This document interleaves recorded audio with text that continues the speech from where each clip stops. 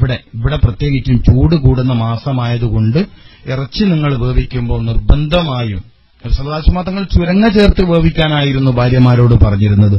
ഐഷ ബീബി റളിയല്ലാഹു തആല അൻഹ പറഞ്ഞ ഒരു രസകരമായ സംഭവമുണ്ട്. നബി സല്ലല്ലാഹു അലൈഹി വസല്ലം തങ്ങൾ അങ്ങാടിയിൽ നിന്ന് മാംസം കൊണ്ടുവരുമ്പോൾ കൂടെ ചുരങ്ങ കൊണ്ടുവരും. ഇവിടെ എന്താ പറയുന്നത്? ചുരങ്ങ. അപ്പൊ ഈ ഇറച്ചി കറിയിൽ അത് വേവിക്കണം എന്നാണ്. ഈ ഉഷ്ണം കൂടിയ കാലാവസ്ഥയിൽ ഇറച്ചിയിൽ ചുരങ്ങയോ അല്ലെങ്കിൽ വെള്ളേരിയോ അല്ലെങ്കിൽ കഴുത്തങ്ങ എന്ന് പറയും ആ ഭാഗത്തൊക്കെ, പിന്നെ ഇളവൻ കുമ്പളങ്ങയുടെ ഇത്തരം വസ്തുക്കൾ ചേർക്കാതെയാണ് നമ്മൾ ഇറച്ചി വേവിക്കുന്നെങ്കിൽ പെട്ടെന്ന് കരള് രോഗം വരും. പ്രത്യേകിച്ച് നമ്മൾ ആഴ്ചയിൽ 3-4 തവണ കഴിക്കുന്നതല്ലേ. അംഗീകരിച്ച അളവിൽ പരിധി വിടുന്ന ആളുകളാണല്ലോ നമ്മള്. അപ്പൊ നമ്മള് ചൂട് കാലത്ത് നാട്ടിലും വിളിച്ചു പറയണം.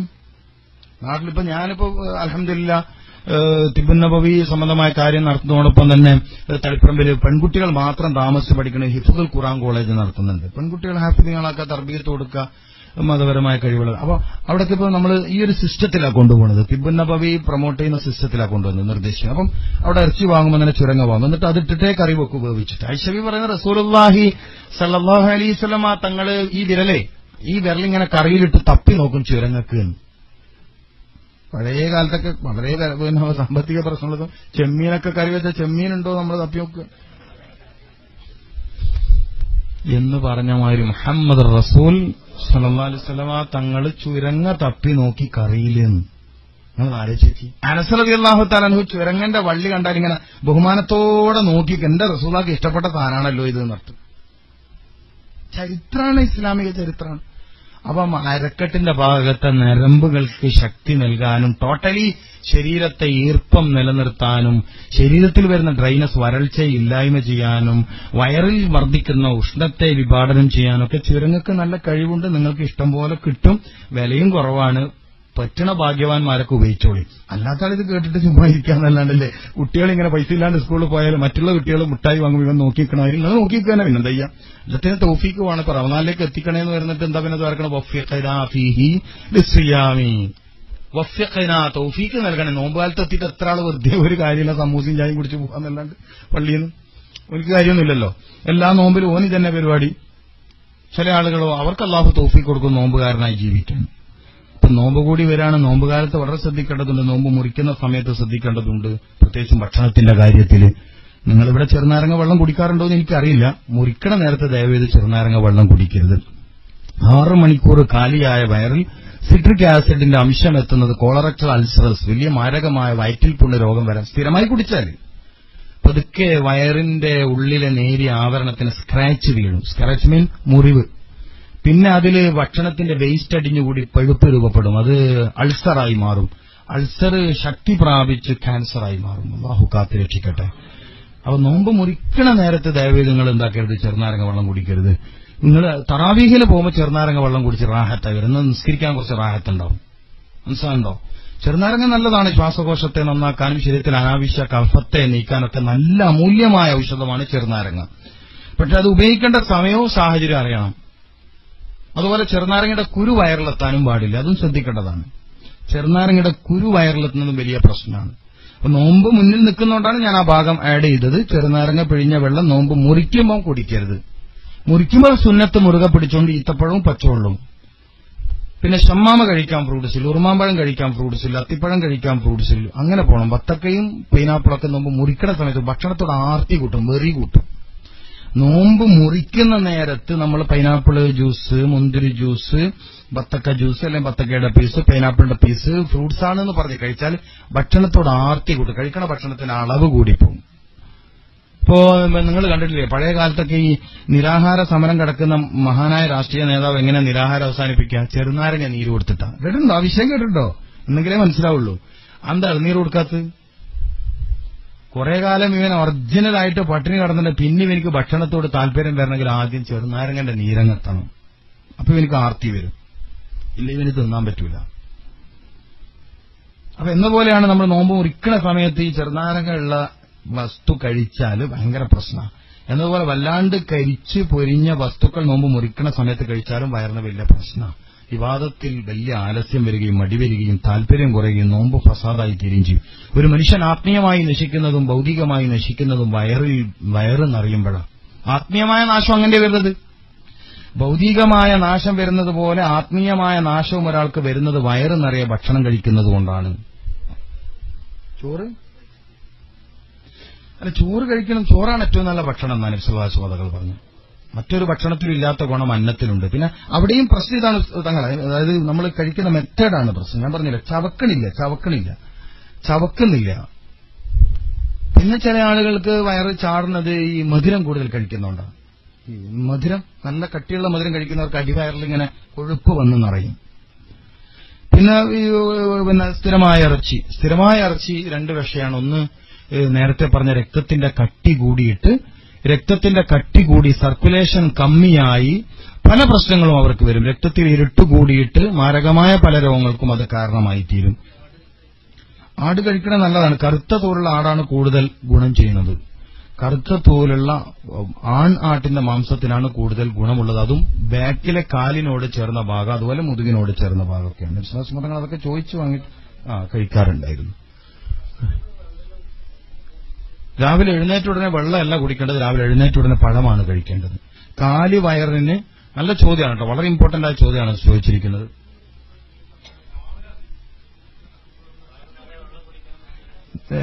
എംറ്റി സ്റ്റൊമക്കിൽ, കാലി വയറിൽ ഒരു മനുഷ്യന് ഏറ്റവും സ്യൂട്ടബിളായ ഫുഡ് പഴമാണ്. സെക്കൻഡ് വെള്ളത്തിൽ പച്ചവെള്ളം.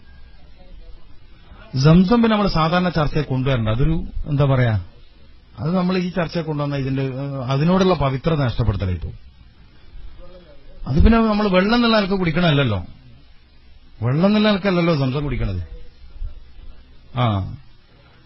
ഓക്കെ, അൽഹംദുലില്ലാഹ്, നല്ലതാണ്, നിങ്ങളുടെ ഒരു ഭാഗ്യമാണ്. പക്ഷെ കുടിക്കുന്ന ആളുടെ മെന്റാലിറ്റി ക്ലിയർ അല്ലെങ്കിൽ സംസമിന്റെ ഗുണം അയാൾക്ക് കിട്ടില്ല. സംസം എന്നുള്ളത് ഒരു വസ്ഫാണ്, ഒരു വിശേഷണമാണ്. മനസ്സിലായില്ലേ? മാഉ സംസം ലിമാ ശുരിബ ലഹു, കുടിക്കണോന് എന്തിനാണോ കുടിക്കണത്, ആ കുടിക്കണ നേരത്ത് എന്താണോ അയാളുടെ മനസ്സ്. രാവിലെ തന്നെ സംസം എടുത്ത് ബിസ്മില്ലാണ്ട് കുടിച്ചാൽ സംസം ചെയ്യുന്ന ഗുണമൊന്നും അയാൾക്ക് ചെയ്യില്ല. പച്ചവെള്ളം കുടിച്ച ഗുണം പോലും ആ സംസം കൊണ്ട് കിട്ടൂല. അങ്ങനെയാണല്ലോ, അത് ശ്രദ്ധിക്കാനുണ്ട്. പച്ചവെള്ളം തന്നെയാണ് എല്ലാ കാലാവസ്ഥയിലും ഏത് മനുഷ്യനും പച്ചവെള്ളമാണ്. ഇപ്പൊ അലർജി, തുമ്മൽ രോഗമുള്ളവരൊക്കെ സത്യത്തിൽ ആ രോഗം നിലനിൽക്കുന്ന പച്ചവെള്ളം കുടിക്കാത്തതുകൊണ്ടാണ്. പച്ചവെള്ളമാണ്. ഇപ്പൊ ഞാൻ പറഞ്ഞില്ല, ഇപ്പൊ നമ്മളിപ്പോ മഗ്‌രിബിന് ഒതു എടുത്തു നമ്മൾ തോർത്തി പലരും സത്യത്തിൽ തോർത്താൻ പാടില്ല. കുളിച്ച ശരീരം തോർത്താൻ പാടില്ല. ഇസ്ലാമിന്റെ അധ്യാപനം എത്ര വലുതാണ്. ഇപ്പൊ ഗൾഫിൽ നിങ്ങൾക്കൊക്കെ നല്ല ആരോഗ്യം ഉണ്ടാവണമെങ്കിൽ നിങ്ങൾ ശ്രദ്ധിച്ചു നോക്കിയാൽ ഒരു 4-5 ദിവസം കുളിച്ചിട്ട് തോർത്താതിരുന്ന് നോക്കിയാ, നിങ്ങൾ ചെയ്ത് നോക്കി. ഞാൻ പോകുന്നതിനുള്ളിൽ തന്നെ അതിന്റെ റിസൾട്ട്, ഞാൻ ഒരാഴ്ച കൂടെ ഉണ്ടല്ലോ, അതിനിടയിൽ എന്തെങ്കിലും കംപ്ലൈന്റ് തന്നെ പിടിക്കാലോ. തലയും തോർത്തത് കറാഹത്താണ് ഫിഖഹിന്റെ കിതാബിൽ. ഫുഖഹാക്കൾ ഭയങ്കര തിബുള്ളവരാണ്. ഇതില്ലേ ആലിമീങ്ങളിൽ ഇരിക്കുന്നത്. പള്ളി പണകത്തുള്ള നിശ്വാസ മതങ്ങൾ മിമ്പറിലേക്ക് താടിന്ന് വെള്ളം ഉച്ചുന്ന രൂപത്തിൽ കയറിയതായി ഹദീസിൽ കാണാനില്ലേ. നിങ്ങൾ ഉണങ്ങിയിട്ട് 10 മിനിറ്റ് കൊണ്ട് ഉണങ്ങും. ഞാനൊക്കെ ഇപ്പൊ അങ്ങനല്ലേ കുളിക്കണത്. ഞാനിപ്പോ എത്രയോ കാലമായിട്ട് കുളിക്കണത്. കുളിച്ചാൽ തല തോർത്താറില്ല, ശരീരം തോർത്താറില്ല, കുറച്ചേരം ഇങ്ങനെ നിൽക്കും, അപ്പോഴത്തേക്ക് അതും ഉണങ്ങിക്കോളും. ഈ വലിയ ചൂടുള്ള കാലാവസ്ഥയിൽ ബിൽഡിംഗ് മാത്രം നല്ല ചൂടുണ്ടാക്കുന്നത് മനുഷ്യന്റെ ശരീരത്തിൽ നിന്ന് പുറത്തേക്ക് വരുന്ന ചൂടും ഗ്ലോബൽ വാർമിങ്ങിന് കാരണമാണ്.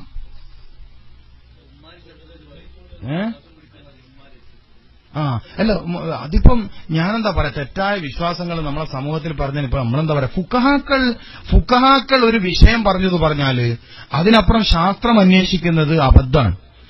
ഉളു എടുത്താൽ തോർത്തുന്നതിന്റെ ഹുക്കം എന്താണ്? കറാഹത്താണ്. എന്താ കറാഹത്തായത്? ഇയാൾക്ക് കയ്യിലൂടെയും മുഖത്തിലൂടെയും ശരീരമാസകലം കിട്ടേണ്ട ഉണർവിനെയും ഉന്മേഷത്തെ. അപ്പൊ ഫത്ഹുൽ മുഈനിൽ എന്താ പറഞ്ഞ? നഷാത്തിൻ, നിസ്കാരത്തിലേക്ക് കൂടെ നഷാത്തോ, ഇത് തോർത്തി വയ്ക്കുന്ന നഷാത്ത്. കുട്ടികൾ അതുകൊണ്ടല്ലേ കുളിച്ചവിടെ ഓടുന്നത്, തോർത്താൻ ഇഷ്യൂ ഇല്ലാത്തോണ്ട്.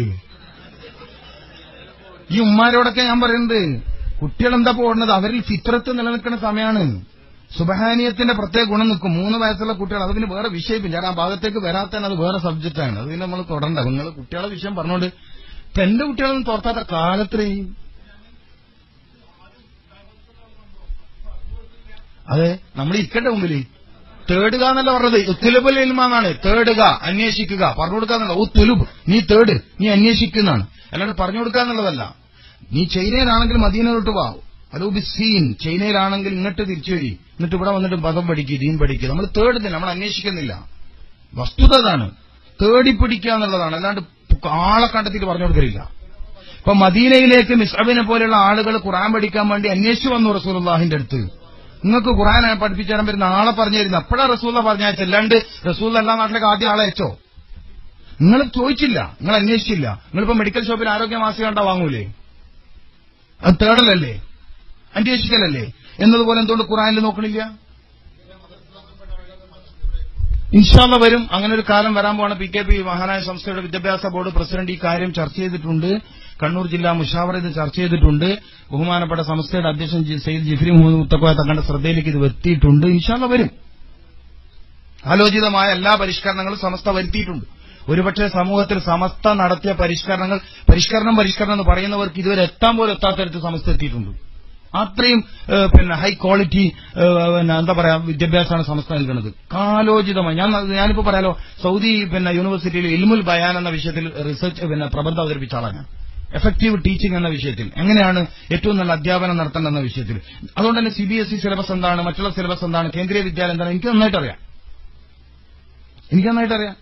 സെൻട്രൽ ബോർഡ് എന്താണ്, കേരള സിലബസ് എന്താണ്, ഇത് പഠിപ്പിക്കാൻ പറ്റുന്നതാണോ, ഇത് സിലബസ് ക്ലിയർ ആണോ, കറക്റ്റ് ആണോ എന്നൊക്കെ ഞാൻ നന്നായി പഠിച്ചിട്ടുണ്ട്. നമ്മൾ ഗൾഫിൽ നിന്ന് ആയിരക്കണക്കിന് രൂപ ഫീസ് കൊടുത്തിട്ട് അവിടെ CBSE എന്ന് പറയുമ്പോൾ CBSEയിൽ സത്യത്തിൽ 10ാം ക്ലാസ് മുമ്പുള്ള സിലബസ് ഇല്ല. നിങ്ങൾക്കറിയത് ഉണ്ടോ? ഉണ്ട്. നിങ്ങൾ മനുഷ്യര് അപ്പൊ CBSE LKG UKG RKG എന്ന് പറഞ്ഞ് പഠിപ്പിച്ചതോ? നിങ്ങൾ പറയും. RKG ഞാൻ കൂട്ടിയതാ.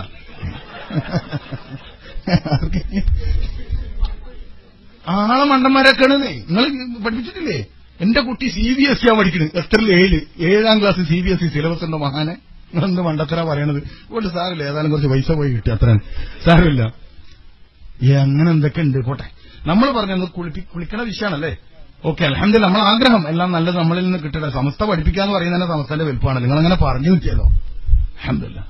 ഏതായാലും അപ്പൊ ഞാൻ പറഞ്ഞു വന്നത്, നിങ്ങൾക്ക് ബുദ്ധിമുട്ടില്ലെങ്കിൽ നിങ്ങൾ ഇങ്ങനെ കൂടെ ചെയ്ത് നോക്ക്. എങ്ങനെ? കുളിച്ചിട്ട് ഒരു 10 മിനിറ്റ് ചുമ്മാ ഇരിക്കും. ആ സമയത്ത് പത്രം വായിച്ചോളി. പത്രം ഇങ്ങനെ ഒച്ചത്തിൽ ദിനേശ് കൂടി കമ്പനി ഒന്നല്ലോ ഒച്ചത്തിൽ വായിക്കാൻ. നിങ്ങൾ നോക്കിയാൽ മതിയല്ലോ. അല്ല പുറത്ത് ഹമ്മാമ് ഞാൻ പറഞ്ഞില്ലല്ലോ. കുളിച്ചിട്ട് പുറത്തിറങ്ങി ഒന്നാവില്ല ഒക്കെ തോന്നുന്നതാണ്. ഒക്കെ നമ്മൾ ചെയ്തു നോക്കാത്തതുകൊണ്ട് തോന്നുന്നതാണ്. പിന്നെ ഗൾഫിലാവുമ്പോൾ പ്രശ്നം നിങ്ങൾ പറഞ്ഞൊരു വിഷയം തന്നെ. ഗൾഫിലാവുമ്പോൾ നമുക്ക് ആ ഒരു ചെറിയ ഹമ്മാമും ചെറിയ ബെഡ്റൂമാണ്. എന്നാലും സാരമില്ല, എന്നിട്ട് പ്ലാസ്റ്റിക്കിന്റെ പാക്കറ്റ് വെച്ച് പുറത്ത് വന്ന് നിന്നോളി, അവിടെ വെള്ളം ഉറ്റിക്കോട്ടെ. സ്ത്രീകൾക്കും ബാധകമാണ്, എല്ലാവർക്കും. ഒന്നും ആവില്ല. ഇപ്പൊ നമ്മളിപ്പോ ചെയ്ത് പ്രാക്ടിക്കലായി നമ്മൾ ചെയ്ത് നോക്ക്. ഞാൻ പറയാലോ, ഇപ്പൊ അടുത്ത് എപ്പോഴും തുമ്മൽ, അലർജി, ജലദോഷമുള്ള ഒരു ഹുദവി ഉണ്ടായിരുന്നു, നമ്മുടെ എറണാകുളത്തുള്ള ഒരു ഹുദവി ഉസ്താദ്. അദ്ദേഹം എപ്പോഴും നീരിറക്കം, തുമ്മൽ, ജലദോഷമാണ്. ഞാൻ 2 കാര്യങ്ങളാണ് പറഞ്ഞു കൊടുത്തത്. 2 കാര്യങ്ങൾ. മരുന്ന് കൊടുത്തിട്ടില്ലേ. നല്ല പ്രഗത്ഭനായ ഒരു ഹുദവിയാണ്, എറണാകുളം ആലുവയിലുള്ള നല്ല പ്രഗത്ഭനാണ്. ഇന്നിപ്പോ തിരുവനന്തപുരത്തിൽ ഡോക്ടറേറ്റിന് വേണ്ടി അദ്ദേഹം സ്റ്റഡി ചെയ്യാണ്. അദ്ദേഹത്തിന് കിട്ടിയ ഫിസിക്കൽ ഗുണം കൊണ്ടാണ്. എപ്പോഴും നീരിറക്കം, തുമ്മൽ ഭയങ്കര പ്രശ്നമാണ്. ഞാൻ പറഞ്ഞ 2 കാര്യം ചെയ്യണം. ഒന്ന്, തൊലി കളയാണ്ട് ഗോതമ്പ് കഴിക്കണം. തൊലി കളയാതെ കുത്തി വെളുപ്പിക്കാതെ ഗോതമ്പ് സ്ഥിരം ഏതെങ്കിലും ഒരു നേരം കഴിക്കണം. കുളിച്ചാൽ തല തോർത്താൻ പാടില്ല. അയാൾക്കിപ്പോ തുമ്മലില്ല, ജലദോഷമില്ല, നീരിറക്കില്ല.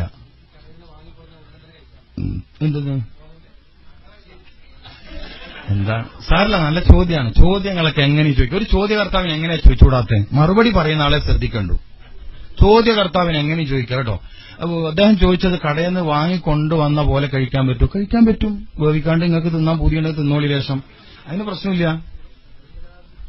തൊലി കളയാതെ എന്ന് പറഞ്ഞാൽ ഗോൾഡൻ കളറുള്ള ഗോതമ്പ്, നമ്മളെ നാട്ടിൽ കിടന്ന് കുത്തി വെളുപ്പിച്ച ഗോതമ്പാണ്. എങ്ങനെ? അല്ല, അത് വറുത്ത് പൊടിച്ചിട്ടോ വേവിച്ചിട്ടോ എങ്ങനെ വേണേലും കഴിക്കാം. പായസമായിട്ടോ, ഇപ്പൊ നേരത്തെ പറഞ്ഞ മാംസത്തിന്റെ എല്ല് തറിച്ചിട്ടിട്ട് വേവിക്കാം, ഗുണം കൂടും. അങ്ങനെയാണ് ഈ അലീസ എന്താണ് ദുബൈയിലൊക്കെ നോമ്പിൽ ഫ്രീ ആയിട്ട് ഇങ്ങനെ കൊടുക്കുന്നതാണ്. ഇവിടെ ഉണ്ടല്ലേ. നബി സല്ലല്ലാഹു അലൈഹി വസല്ലം നിങ്ങൾ കഴിച്ച ഫുഡാണത്. ഇപ്പോ നിങ്ങൾക്ക് അതുപോലെ നിങ്ങൾ ഈ ഗൾഫിൽ നല്ലൊരു ഗുണമുള്ള മൂത്രാശയ രോഗത്തിനൊക്കെ പരിഹാരമുള്ളതാണ്. രാവിലെ 8 മണിക്ക് മുമ്പ് ബാർലി തിളപ്പിച്ച് കുടിക്കുക. കിട്ടുമെങ്കിൽ ചെയ്തോളൂ. ഞാൻ പറയുന്നത് മൂത്രാശയ രോഗം വല്ലാണ്ട് വരാൻ സാധ്യതയുള്ള ഒരു ഏരിയയാണിത്. ഒന്ന് നമ്മുടെ വെള്ളം കുടിയിലെ പ്രശ്നമാണ്. മറ്റൊന്നെന്ന് പറയുന്നത് കുബൂസ് കഴിക്കുന്നത്. കുബൂസ് കഴിക്കുന്നതിന് എത്ര വെള്ളം കുടിച്ചിട്ട് കാര്യമില്ല, ഈ മൈദ കുബൂസ് ആണെങ്കിൽ. കാരണം ശരീരത്തിൽ പെട്ടെന്ന് ഡ്രൈനസ് ഉണ്ടാക്കും, വരൾച്ച ഉണ്ടാക്കും. അപ്പൊ ഗൾഫുകാരെ സഹോദരന്മാർ പറഞ്ഞ് നല്ലോണം വെള്ളം കുടിക്കണം, എന്നാലും മൂത്രത്തിൽ കല്ലാണ്, കിഡ്നിയിൽ കല്ലാണ്. പ്രശ്നം ഇതാണ്, കുബൂസാണ്. അപ്പൊ ശ്രദ്ധിക്കണം. അത് സൂക്ഷിച്ചാൽ തന്നെ ഒരു പരിധിവരെ പോകും. അപ്പൊ ഏതായാലും നിങ്ങൾക്ക് ചെയ്യാൻ പറ്റുമെങ്കിൽ, പിന്നെ നീരിറക്കത്തിന്റെ പ്രശ്നമുള്ളവർ കുളിക്കുമ്പോൾ വായിൽ വെള്ളം വെക്കണം. അതായത് കുളിച്ചിട്ട് തല തോർത്തിയിട്ടില്ലെങ്കിൽ പെട്ടെന്ന് നീരിറക്കം വരുന്നവർ കുളിച്ച് തല തോർത്താതെ ഉണങ്ങുന്ന ഒരു സമയമുണ്ട്, ഒരു 10 മിനിറ്റ്. ആ സമയം വരെ വായിൽ വെള്ളം വെച്ച് നിന്നാൽ മതി. ഒരു 10 മിനിറ്റ് നമുക്ക് വേണ്ടി നമുക്കൊന്ന് ക്ഷമിച്ചൂടെ? നാട്ടുകാർക്ക് വേണ്ടിയിട്ടല്ലല്ലോ, നമുക്ക് വേണ്ടിയിട്ടല്ലേ. കുളി തുടങ്ങുന്നതിന് മുമ്പ് വെള്ളം വെക്കുന്നു, കുളിച്ച് കുറച്ച് കഴിയുമ്പോഴേക്കും ശരീരം ഒന്ന് ഉണങ്ങും പെട്ടെന്ന്. ആ സമയം വരെ ഒരു 10 മിനിറ്റ് ഫിനിഷ്. കുറച്ച് ദിവസം ശീലമായാലും നമ്മൾ ഭയങ്കര ഉഷാറുള്ള ഭയങ്കര ഉന്മേഷം. ഇതെന്ത് ഇത്ര ഉഷാറെന്ന് നിൽക്കും അത്? നിങ്ങൾ പുറത്തിറങ്ങിയത് കുളിച്ചിട്ട് അവിടെ നിൽക്കരുതെന്ന് നിങ്ങളോട് അതല്ലേ പറയാം. നിങ്ങൾ കൂടുതൽ ബാത്റൂമിൽ നിൽക്കരുത്, ഹമാമിൽ കൂടുതൽ നിൽക്കരുതെന്ന്. കുളിച്ചിട്ട് വന്നിട്ട് വെള്ളം നിങ്ങൾക്ക് അഥവാ നിലത്താകുമെന്ന് ബുദ്ധിമുട്ടുണ്ടെങ്കിൽ എന്തിനെല്ലാം നമ്മൾ പ്ലാസ്റ്റിക്കിന്റെ പാക്കറ്റ് ഉപയോഗിക്കുന്നത്? ഒരു പ്ലാസ്റ്റിക്കിന്റെ പാക്കറ്റ് നിലത്ത് വെച്ച് അതിൽ നിന്നാൽ പോരെ. ഇതൊക്കെ ഞാൻ പറയണ്ടില്ലല്ലോ, നമുക്ക് തന്നെ ആലോചിച്ച് ചെയ്യാലോ. ചെയ്തോക്കെ അൽഹംദുലില്ലാഹ്, അല്ലാഹു കബൂൽ ചെയ്യട്ടെ. അങ്ങനെ ചെയ്താൽ ഗുണമുണ്ടാവും. മാത്രമല്ല ഹൃദയത്തെ ശക്തിപ്പെടുത്തുന്ന സ്റ്റെനോയിൽ സെല്ല് എന്ന് പറഞ്ഞൊരു സെല്ലുണ്ട്.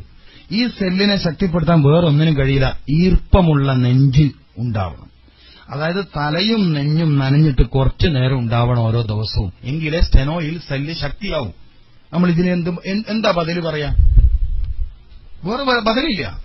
ഇവിടെ വെള്ളം നനയണം, എന്നിട്ട് ഇതിങ്ങനെ ഇവിടെ തന്നെ ഉണങ്ങിയിട്ട് അവിടെ ഉണങ്ങണം, അവിടെ വറ്റണം. എന്താ ഗുണം? ഹൃദയത്തെ പ്രൊട്ടക്ട് ചെയ്യുന്ന സ്റ്റെനോയിൽ സെല്ല് എന്ന് പറയുന്ന സെല്ലിന് ശക്തി കിട്ടും. അത് വേറെങ്ങനെ കിട്ടും? വേറെങ്ങനെയും കിട്ടൂല. അതുകൊണ്ട് മഹാന്മാരായ ഫുഖഹാക്കൾ മസ്അല എഴുതി കുളിച്ചാലും ഉദൂർത്താലൊക്കെ വെറുതെ തലതും ശരീരമൊക്കെ തോർത്തൽ കറാഹത്താണ്. ഓക്കെ. ഫാനൊക്കെ പുതിയ കണ്ടെത്തലല്ലേ? സത്യത്തിൽ പ്രശ്നമാണ് ഇതൊക്കെ. പിന്നെ വേറെ വഴിയില്ല, നേരത്തെ പറഞ്ഞ നമുക്ക് വേറെ വഴിയില്ലാത്തതുകൊണ്ടാണ് ഇതിന്റെ ചോട്ടിൽ നിൽക്കുന്നത്. അറിഞ്ഞ ഇതൊന്നും അടുപ്പിക്കൂലല്ലോ നമ്മള്.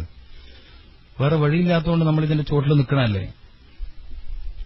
ഉണങ്ങും, അല്ലാണ്ട് തന്നെ ഉണങ്ങും. നമുക്ക് നിങ്ങൾ നാളെ ഒന്ന് ട്രൈ ചെയ്യും. ഞാൻ ഏതായാലും ഒരാഴ്ച ഉണ്ട്, അതിനിടയിൽ നിങ്ങൾക്ക് ഉണങ്ങിയിട്ടില്ല എന്നോട് പറയും. അപ്പൊ വേറെന്താ സൂക്കേടുണ്ട് നിങ്ങൾക്ക് വെള്ളം ശരീരത്തിൽ ഉണങ്ങുന്നില്ലെങ്കിൽ. ഓക്കെ. അപ്പൊ അത് രാവിലെ ചെയ്യലാണ് നല്ലത്. കുളിക്കാനും രാവിലെയാണ് നല്ല സമയം. നിങ്ങൾക്ക് ബുദ്ധിമുട്ടില്ലെങ്കിൽ പഴം കഴിക്കാൻ, നേരത്തെ അത് പറഞ്ഞുകൊണ്ട് നമ്മൾ ഇങ്ങോട്ട് എത്തിയത്. പഴം കഴിക്കാൻ ഏറ്റവും നല്ല സമയം രാവിലെ സുബ്ഹ് നിസ്കരിക്കുന്നതിന് മുമ്പാണ്. ഫജ്റു സാദിഖിന്റെ സമയമാണ്. എല്ലാ വസ്തുക്കളിലും അതിന്റെ ഗുണം ഏറ്റവും ഉയർന്ന നിലവാരത്തിൽ നിൽക്കുന്ന സമയം പ്രഭാതത്തിൽ, അതായത് പൂർവ്വപ്രഭാതം എന്ന് പറയും, ഏർലി മോർണിംഗ് എന്ന് പറയും, ഫജ്റു സാദിഖ് എന്ന് പറയും. ഭാരതീയർക്ക് അതിന് ബ്രഹ്മമുഹൂർത്തം എന്നാ പറയാം, ബ്രഹ്മമുഹൂർത്തം എന്നാ പറയാം. ഏതൊരു വസ്തുവിന്റെയും ഗുണം ഏറ്റവും ഉയർന്ന നിലവാരത്തിൽ നിൽക്കുന്നത്. രോഗം മാറാൻ മരുന്ന് കഴിക്കാൻ തിബ്ബുൻ നബവി പറയുന്ന സമയം സുബ്ഹ് ബാങ്ക് കൊടുക്കുന്നതിന് മുമ്പാ. മനസ്സിലാവുണ്ടോ? രോഗം മാറാൻ മരുന്ന് കഴിക്കാൻ വേണ്ടി തിബ്ബുൻ നബവി സജസ്റ്റ് ചെയ്യുന്ന ടൈം, നിർദ്ദേശിക്കുന്ന സമയം രാവിലെ 4 മണി, 5 മണി, 6 മണി, 7 മണിക്ക് ക്ലോസ്. പിന്നെ മരുന്നില്ല. ഈ ഒരു സിസ്റ്റമാണ്. എന്തുകൊണ്ടാണെന്ന് വെച്ചാൽ ഒരു മനുഷ്യൻ ഒരു ദിവസത്തിൽ 7 സമയങ്ങളെ ഫേസ് ചെയ്യുന്നു, അഭിമുഖീകരിക്കുന്നു. ഇപ്പൊ മഗ്രിബും ഇശാവും പോലെ ഒരു മനുഷ്യൻ ശാരീരികമായി ഏറ്റവും സൂക്ഷിക്കേണ്ട സമയത്താ അസ്റിന്റെയും മഗ്രിബിന്റെ ഇടയിലുള്ള സമയമാണ്. അസ്റിന്റെയും മഗ്രിബിന്റെയും ഇടയിലാണ് ഏറ്റവും കൂടുതൽ അപകടം വരാൻ സാധ്യതയുള്ളത്, മാനസിക രോഗം വരാൻ സാധ്യതയുള്ളത്, തലരോഗങ്ങൾ വരാൻ സാധ്യതയുള്ളത് അസ്റിന്റെയും മഗ്രിബിന്റെ ഇടയിലാണ്. മിക്ക ആളുകൾക്ക് മാനസിക രോഗം പിടിക്കണം ആ സമയത്താണ്. ഓക്കെ. എന്നതുപോലെ ഏറ്റവും നമുക്ക് ഗുണം കിട്ടുന്ന സമയം ഏതാ? സുബഹിന്റെ മുമ്പുള്ള 4 മണിന്റെയും 5 മണിന്റെയും ഇടയിലുള്ള സമയം. ആ സമയത്താണ് മുഹമ്മദ് റസൂലുള്ളാഹി സ്വല്ലല്ലാഹു അലൈഹി വസല്ലം തങ്ങൾ അല്ലാഹു മിജഅൽ ഫീ ഖൽബി നൂറ, എന്റെ ഹൃദയത്തിലേക്ക് നീ പ്രകാശത്തെ ചൊരിഞ്ഞേറണം, പ്രകാശമയമാക്കണം. രക്തത്തിലൂടെ സഞ്ചരിക്കുന്ന നരമ്പുകളിലൂടെ സഞ്ചരിക്കുന്ന രക്തത്തിൽ പ്രകാശ ഗുണമുള്ളതാവണം. രക്തത്തിൽ ഇരുട്ട് കയറലാണ് രോഗം. അൽ മറദു ദുൽമത്തുൻ, രോഗമെന്ന് പറഞ്ഞാൽ ഇരുട്ടാണ്. അശ്ശിഫാഉ നൂറാനിയത്തുൻ, ഷിഫ എന്ന് പറഞ്ഞാൽ പ്രകാശവൽക്കരണമാണ്. ലോകത്തെ വൈദ്യശാസ്ത്രത്തിന്റെ വിഷയത്തിൽ വിസ്മയിപ്പിച്ച 17ാമത്തെ വയസ്സിൽ ഏറ്റവും വലിയ നോബൽ സമ്മാനം നേടിയ, ലോകത്തെ അത്ഭുതപ്പെടുത്തിയ മഹാൻ ഇബ്നു സീന റഹ്മത്തുള്ളാഹി അലൈഹി 17ാമത്തെ വയസ്സിൽ ലോകത്തെ അത്ഭുതപ്പെടുത്തിയ മഹാനാണ്. 17ാമത്തെ വയസ്സ്. പ്രിൻസ് ഓഫ് മെഡിസിൻ എന്ന അവാർഡ് അദ്ദേഹത്തിന് നൽകി. പ്രിൻസ് ഓഫ് മെഡിസിൻ എന്ന അവാർഡ് നൽകി ലോകം അദ്ദേഹത്തെ ആദരിച്ചു. ഇബ്നു സീന റഹ്മത്തുള്ളാഹി അലൈഹി തങ്ങൾ അദ്ദേഹം പറഞ്ഞു, ശരീരത്തെ നിങ്ങൾ പ്രകാശമുള്ളതാക്കുക, പ്രകാശ ഗുണമുള്ളതാക്കുക. എങ്ങനെ നടക്കുമെന്ന് വെച്ചാൽ പഴം രാവിലെ കഴിക്കുക. പഴത്തിൽ, വെള്ളത്തിൽ. ഇപ്പൊ നമ്മളൊക്കെ നാട്ടിലൊരു വിശ്വാസമുണ്ട്. നമ്മളെ തളിപ്പുറം ഭാഗത്തൊക്കെ ഉണ്ട്. ഞാൻ തളിപ്പുറമ്പിലാണ്, നമ്മളെ കുപ്പത്തിനടുത്ത് കുറ്റിയേരിയാണ് ഞാൻ, മനസ്സിലാക്കണം. അപ്പോ അവിടെയൊക്കെ ഞാൻ കേട്ടത് ഈ ഹജ്ജ് പെരുന്നാളിന്റെ അന്ന്, അതായത് ദുൽഹിജ്ജ 10ന്റെ അന്ന് രാവിലെ കോരുന്ന ആദ്യത്തെ ഒരു തൊട്ടി വെള്ളം സംസമാണ്. വേറെ ഏത് നാട്ടിലൊക്കെ പറയാറുണ്ടെന്ന് എനിക്കറിയില്ല. ഞാനിത് കേട്ടിട്ട് ഇതിനെക്കുറിച്ച് ഇങ്ങനെ ആലോചിച്ച് അവസാനം നബി സല്ലല്ലാഹു അലൈഹി വസല്ലം തങ്ങളുടെ വൈദ്യശാസ്ത്രം പഠിക്കാൻ അവസരം കിട്ടുകയും ഓരോ സമയത്തിന്റെയും ഗുണങ്ങൾ വേറെ വേറെ തന്നെയാണെന്ന് മനസ്സിലാക്കാൻ കഴിയുകയും രാവിലെ കോരിയെടുക്കുന്ന വെള്ളത്തിന് പ്രത്യേക ഗുണമുണ്ട്. ഫോട്ടോബയോണിക് ഇഫക്റ്റ്, ശരീരത്തിന് ആവശ്യമുള്ള പ്രകാശഗുണം വെള്ളത്തിൽ നിന്ന് കിട്ടുന്നത് ഈ രാവിലെ കിണറിൽ നിന്ന് കോരിയെടുത്ത വെള്ളത്തിനാണെന്ന് പഠിച്ചപ്പോഴാണ് പഴയ പെണ്ണുങ്ങന്മാര് പറഞ്ഞ ഈ കാര്യം എനിക്ക് ബോധ്യത്. എന്താണ്? രാവിലെ അന്ന് കോരുന്ന വെള്ളത്തിന് സംസം പോലെയാണ്. ഞാൻ എന്റെ ഗുരുനാഥനോട് ഈ വിഷയം ചോദിച്ചപ്പോൾ പറഞ്ഞു, എല്ലാ ദിവസവും രാവിലെ ആ ഗുണം വെള്ളത്തിനുണ്ട്. ഏത്? സംസമിന്റെ ഗുണം. സുബ്ഹാനല്ലാഹ്, നിങ്ങൾ ആലോചിച്ച് നോക്കി. അപ്പൊ രാവിലെ കോരിയെടുത്ത വെള്ളം കുടിക്കുക. പിന്നെ നമ്മൾ നേരത്തെ ചോദിച്ചു രാവിലെ വെള്ളമല്ലേ, അങ്ങനൊരു വിശ്വാസമുണ്ട്. ശരിയാണ്, നാട്ടു സമൂഹത്തിൽ അങ്ങനെ വ്യാപകമായ അറിവുണ്ട്. സത്യത്തിൽ നിങ്ങളുടെ തലച്ചോറിന്റെ പിറക് ഭാഗത്തിന് ശക്തി കുറഞ്ഞു വരും. നിങ്ങൾ ഇതും ചെയ്തോയ്ക്കോ. നിങ്ങളെ വീട്ടിലെ 2 കുട്ടികൾ, ഒരു കുട്ടിക്ക് രാവിലെ എണീച്ചോടെ പച്ചവെള്ളം കൊടുക്കുന്നു, മറ്റേ കുട്ടിക്ക് രാവിലെ എണീച്ചോടെ ഈത്തപ്പഴം കൊടുത്ത് വെള്ളം കൊടുക്കുന്നു. ഈ 2 കുട്ടികൾ 2 കൊല്ലം കഴിയുമ്പോഴത്തേക്ക് അതിന്റെ മാറ്റം കാണാൻ പറ്റും. നിങ്ങൾക്ക് ട്രൈ ചെയ്യാം. പിന്നീട് ഞാൻ ക്ലിയർ ആക്കി തരാം ഇൻഷാ അല്ലാഹ്. ആവശ്യമുണ്ടെങ്കിൽ നമ്മൾ കണ്ടുമുട്ടണം മാത്രമേ ഉള്ളൂ. അത് ക്ലിയർ ചെയ്യണ്ട. ഞാനൊരു അപകടം പിടിക്കുന്ന വഴി പറഞ്ഞു കൊടുത്തിട്ട് ഇങ്ങനെ ഇടങ്ങാറാണ്ട. ചില ആളുകൾക്ക് എന്തും പരീക്ഷിച്ചേ മതിയാവും എന്നുള്ളവരുണ്ടാവും. ജലാംശമുള്ള പഴങ്ങൾ കഴിക്കുമ്പോൾ അതിന്റെ കൂടെ വെള്ളം പറ്റൂല, അങ്ങനെയുണ്ട്. നേന്ത്രപ്പഴം കഴിച്ചാൽ അതിൽ ജലാംശം കൂടുതലില്ല. ഇപ്പൊ ബത്തക്ക, ഓറഞ്ച്, പൈനാപ്പിള്, അതിലൊന്നും നമ്മൾ എന്താക്കരുത്, അതിന് പിറകെ വെള്ളം കുടിക്കരുത്. ഫ്രൂട്ട്സിന് പിറകെ വെള്ളം കുടിക്കരുത്. അത് ഏത് ഫ്രൂട്ട്സാണ്? ഓൾറെഡി അതിൽ തന്നെ വെള്ളമുണ്ട്. ജ്യൂസ് കുടിച്ചാൽ കിഡ്നി രോഗം വേഗം വരുത്താം. അല്ല ഞാൻ പറഞ്ഞത്. കിതാബ് തന്നെ ഉണ്ട്. കിതാബ്, അറബി കിതാബ് മുജറബാത്തിലുണ്ട്. ഇത് ഇസ്ലാമിക ലോകത്തെ പൂർവിക പണ്ഡിതന്മാർ എഴുതി വെച്ച കിതാബിൽ തന്നെ ഉണ്ട്. ചായ നല്ലതാണ്. രാവിലെ എഴുന്നേറ്റ ഉടനെ നല്ലതാണോ എന്ന് ചോദിച്ചാൽ നല്ലത് ഞാൻ പറഞ്ഞില്ലേ, അത് ശ്രദ്ധിച്ചില്ല. ഈത്തപ്പഴാണ് കൂടുതൽ ബെറ്റർ. അതിൽ തന്നെ അലി റളിയല്ലാഹു തആല അൻഹുവിനെ മാനിക്കുകയാണെങ്കിൽ അജുവയാണ് ബെറ്റർ. പിന്നെ പ്രതിരോധ സംബന്ധമായ തകരാറ്, വയറ്റിൽ പുണ്ണൊക്കെയുള്ളവരാണെങ്കിൽ അത്തിപ്പഴമാണ് നല്ലത്. അങ്ങനെ അവിടെ മാറി. ഭയങ്കര അസിഡിറ്റി, ഹൈപ്പർ അസിഡിറ്റി, എന്തെങ്കിലും കഴിക്കുമ്പോഴേക്ക് നെഞ്ച് കത്തല്, നെഞ്ചരിച്ചൽ, യെസ്. ഇത്തരം പ്രശ്നമുള്ളവരാണെങ്കിൽ ഈത്തപ്പഴത്തിലേക്ക് പോകാതെ അത്തിപ്പഴത്തിലേക്ക് വരണം. ഡെയിലി രാവിലെ ഒരു 2 അത്തിപ്പഴം 1/2 ഗ്ലാസ് വെള്ളത്തിലിട്ട് വെക്കുക. രാവിലെ ഫിംഗർ ജ്യൂസ് അടിക്കണം. വിരലുകൊണ്ട് ഇങ്ങനെ ഉടക്കുക. വിരലുകൊണ്ട് ഉടച്ചിട്ട് അതിലൊരു സത്ത് അങ്ങോട്ടും ഇങ്ങോട്ടും ഒരു കമ്മ്യൂണിക്കേഷൻ നടത്താനുണ്ട്. എന്നിട്ട് വെള്ളം കുടിക്കുക ആദ്യം. ശേഷം ആ പീസസ് ഇല്ല അതിന്റെ, അത് നന്നായി ചവച്ചരച്ച് കഴിക്കുക. അതുപോലെ ഹാർട്ടിന് എപ്പോഴും ക്ഷീണമുള്ള ഒരാളാണ്, അയാൾക്ക് രാവിലെ നല്ലത് ഉറുമാമ്പഴമാണ്. മാറിയില്ലേ വിഷയം? ഈത്തപ്പഴം പറ്റും. ഈത്തപ്പഴവും നേന്ത്രപ്പഴവും രണ്ടും ഹാർട്ടിനെ സപ്പോർട്ട് ചെയ്യുന്നതാണ്. പക്ഷെ അവിടെ വേറൊരു നിർദ്ദേശം വരുന്നത് ഉറുമാമ്പഴത്തിൽ നിന്ന് 15 സീഡ്, ഉറുമാമ്പഴമില്ലേ, അതിൽ 15 അല്ലി മാത്രം എടുക്കണം, 15 പീസ് മാത്രം. അത് വായിലിടുക, ഒരു 15 മിനിറ്റ് ചവക്കുക. 15 എണ്ണം 15 മിനിറ്റ് ചവക്കുക. പിള്ളേരൊന്നും കാണരുത്, എന്താ ഉപ്പാക്ക് പറ്റിയെന്ന് ചോദിക്കും. മുമ്പ് ബബിൾഗം ചവക്കുമ്പോൾ നമ്മൾ അങ്ങോട്ട് ചീത്ത പറഞ്ഞല്ലേ, ഇരുന്ന് ചവക്കണം. അങ്ങനെ ഒരു മെത്തേഡ് ഞാൻ പഠിച്ചിട്ടില്ല, അറിയില്ല എനിക്ക്. അത്തിപ്പഴം തൈത്തണ്ണയിലിട്ട് കഴിക്കുന്ന മെത്തേഡ് ഉണ്ടാവാം, കാരണം വ്യത്യസ്ത രൂപത്തിലുള്ള ഉപയോഗം ലോകത്തുണ്ട്. മഹാനായ, ഞാൻ നേരത്തെ പറഞ്ഞ ക്യാൻസർ രോഗത്തിൽ ആയിരക്കണക്കിന് ആളുകൾക്ക് ആശ്വാസം നൽകിയ മഹാപണ്ഡിതനാണ് ആടൂര് ഹബീബ് ബീരാൻകുട്ടി മുസ്ലിയാർ ഉസ്താദ് അവർ.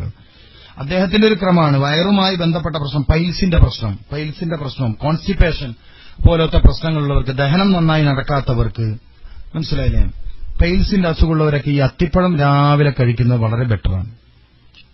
അതുപോലെ രക്തം പോവുക, ബാത്റൂമിൽ പോകുമ്പോൾ രക്തം ബ്ലീഡ് ചെയ്യുക, അങ്ങനെയുള്ളവർക്കൊക്കെ ഈ അത്തിപ്പഴം നല്ല ഫലം ചെയ്തിട്ടുണ്ട്. അത് മാത്രം മരുന്നാണെന്നും തെറ്റിദ്ധരിക്കരുത്. എന്തെങ്കിലും രോഗം ഉണ്ടെങ്കിൽ അത് വയറുമായി, പൈൽസ് എന്ന് പറയുന്നത് മലദ്വാരത്തിലെ രോഗമല്ല, വയറിന്റെ രോഗമാണ്. വയറിൽ അന്വേഷണം നടത്തണം.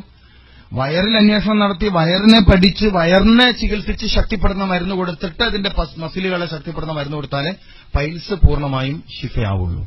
അതേസമയം ഒരു സപ്പോർട്ടീവ് ഏജന്റ് ആണ് ഏത്, ഒരു എന്താ പറയാ, ഒരു തൽക്കാല ആശ്വാസം കിട്ടുന്ന ആളാണ് അത്തിപ്പഴം. അതിന്റെ കൂടെ ഫുഡ് ശ്രദ്ധിച്ചാൽ പിന്നെ പൈസ ഉണ്ടാവില്ല.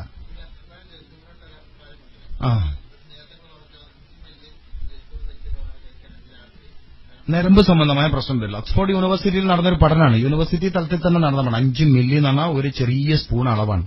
ഡെയിലി കഴിച്ചാൽ വരില്ല. രണ്ടും കൂടി ഒരുമിച്ച് കഴിക്കാൻ വേണ്ടി ഞാൻ കണ്ടിട്ടില്ല എന്നാ പറഞ്ഞത്. എന്റെ അറിവ്, ഞാൻ ആകെ 10 കൊല്ലമായിരുന്നു പഠിക്കാൻ തുടങ്ങിയിട്ട്. ഇതിപ്പോ എത്ര കൊല്ലം പഠിക്കേണ്ടതാ? ഫ്രഷ് ഫ്രൂട്ടാ നല്ലത്. അതിൽ പറഞ്ഞ ജലാംശത്തിന്റെ ഗുണം കൂടുതലുണ്ട്. ഡ്രൈ ഫ്രൂട്ടിന്റെ ഗുണം വേറെയാണ്, മനസ്സിലായില്ലേ? വിരുദ്ധാഹാരങ്ങൾ ഇപ്പൊ പാല്, മീന്, അതുപോലെ തോടുള്ളതും തോടില്ലാത്തതും, ഇറച്ചിയും മീനും, ചിക്കനും തൈരും, ഇങ്ങനെയുള്ളതൊക്കെയാണ് വിരുദ്ധാഹാരങ്ങൾ നമ്മൾ ചെയ്യുന്നത്. ഉഴുന്നും തൈരും പറ്റൂല, അതൊന്നും പിന്നെ നമ്മൾ ചെയ്യുന്നില്ലല്ലോ. നമ്മൾ ചെയ്യുന്നതിൽ പ്രശ്നം വരാൻ സാധ്യതയുള്ളത് ഒന്ന് തൈരും കോഴിയാണ്. പിന്നെ ഇവിടെ പിന്നെ തൈരല്ലല്ലോ കിട്ടുന്നത്, അല്ലേ? തൈര് എന്തൊരു പൊടിയിൽ തൈര് പോലെ ആക്കിയിട്ട് തരുന്നില്ല, അതുകൊണ്ട് പിന്നെ പ്രശ്നമല്ല. അൽമറായി എന്നൊക്കെ കേട്ടാ വലിയ നടുക്കഷ്ടത്തിൽ വന്നാണ് നമ്മളെ വിചാരം. പോട്ടെ, ഒരു കേൾക്കണ്ടാവും പിന്നെ, അല്ലേ? യെസ്, യൂറിക് ആസിഡ് എന്നതൊരു പുതിയ പ്രയോഗമാണ്. പ്രധാനമായിട്ടും ഈ യൂറോപ്യൻ ക്ലോസറ്റ് വന്നതിന് ശേഷമുള്ള ഒരു പ്രധാന രോഗമാണത്. നല്ല ചോദ്യമാണത്, നിങ്ങൾ ശ്രദ്ധിക്കേണ്ട കാര്യമാണ്. യൂറോപ്യൻ ക്ലോസറ്റും പിന്നെ കൊടുക്കുന്നുണ്ട്. നമ്മൾ നിർത്താനുമായി. അപ്പൊ ഞാൻ പറഞ്ഞത് യൂറിക് ആസിഡിന്റെ പ്രശ്നം പ്രധാനമായി വന്നത് ശരീരത്തിൽ അടിഞ്ഞുകൂടിയ യൂറിയ അല്ല, അങ്ങനെയൊന്നും പറയണം. പോട്ടെ, മൂത്രം കറക്റ്റ് പോവാത്തതുകൊണ്ട് അവശേഷിക്കുന്ന മൂത്രം, യൂറിനറി ബ്ലാഡറിൽ മൂത്രം സൂക്ഷിച്ചു വെക്കുന്ന കിഡ്നി അതിന്റെ ജോലി കഴിഞ്ഞ് പുറത്തേക്ക് തള്ളേണ്ട സാധനമില്ലേ മൂത്രം, ഈ മൂത്രം പുറത്ത് പോവാതെ ഒരല്പം ബാക്കി നിൽക്കൽ സ്വഭാവമുള്ളവരിലാണ് വ്യാപകമായി യൂറിക് ആസിഡിന്റെ പ്രശ്നങ്ങൾ കാണുന്നത്. പ്രധാനമായും സന്തുക്കളിൽ വേദന വരിക, നീർക്കെട്ടുണ്ടാകുക പോലത്തതാണ് പ്രധാന ലക്ഷണമായി പറയുന്നത്. അതിനേക്കാൾ വലിയ പ്രശ്നങ്ങളൊക്കെ പിന്നീട് വരും. ഈ പാൻക്രിയാസുമായി ബന്ധപ്പെട്ടതൊക്കെ പിന്നീട് രോഗം വരും. യൂറിക് ആസിഡ് ചെറിയൊരു രോഗമായി കാണരുത്, വലിയ രോഗങ്ങളിലേക്കുള്ള ചെറിയ സൂചന മാത്രമാണത്. അതൊരു വലിയ രോഗമൊന്നുമല്ല. മസാല ചേർത്ത ഭക്ഷണത്തിൽ നിന്നും കൂടുതൽ പോത്തിറച്ചി കഴിക്കുന്നതിലും തൽക്കാലം വിട്ടുനിന്നാൽ തന്നെ, തക്കാളി കൂടുതലുള്ള കറി കൂട്ടുന്നതിൽ നിന്നൊക്കെ വിട്ടുനിന്നാൽ തന്നെ ഒരു പരിധിവരെ യൂറിക് ആസിഡിനെ കൺട്രോൾ ചെയ്യാൻ പറ്റും. പിന്നെ 2.5 ലിറ്റർ ചുരുങ്ങിയത് ശുദ്ധമായ പച്ചവെള്ളം കുടിക്കുന്ന ശീലവും ഷമ്മാമ എന്ന് പറയുന്ന ഇവിടെ കിട്ടുന്നൊരു സാധനമുണ്ട്. എന്തായാലും അല്ലേ? ഓക്കെ, തൊലി ഒരല്പം മഞ്ഞയായ തന്നെ തെരഞ്ഞെടുക്കണം, അതന്നെ തെരഞ്ഞെടുക്കണം. ഷമ്മാമ കഴിക്കുക. അതുപോലെ ഞാൻ നേരത്തെ പറഞ്ഞ ചുരങ്ങ രാത്രി കറി വെച്ച് കഴിക്കുക. ഉറങ്ങുമ്പോൾ കാല് പൊക്കി വെച്ച് കിടക്കുക, കുറച്ച് ഒരല്പം പൊക്കി വെച്ചിട്ട് കിടക്കുക കാല്. പിന്നെ രാവിലെ ബാർലിയുടെ എന്തെങ്കിലും ഭക്ഷണം കഴിക്കുക, ബാർലി പ്രധാനമായ ഭക്ഷണം കഴിക്കുക. തൽവീന എന്ന് പറഞ്ഞിട്ട് കിതാബുകളിൽ ഒരു കഞ്ഞിയുണ്ട്, തൽവീന.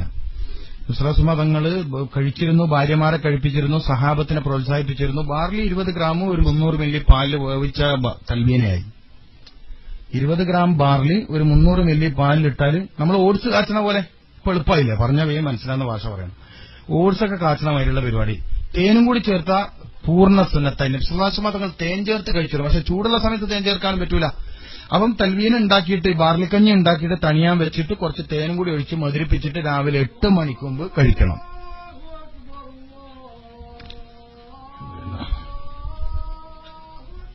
വാഹ്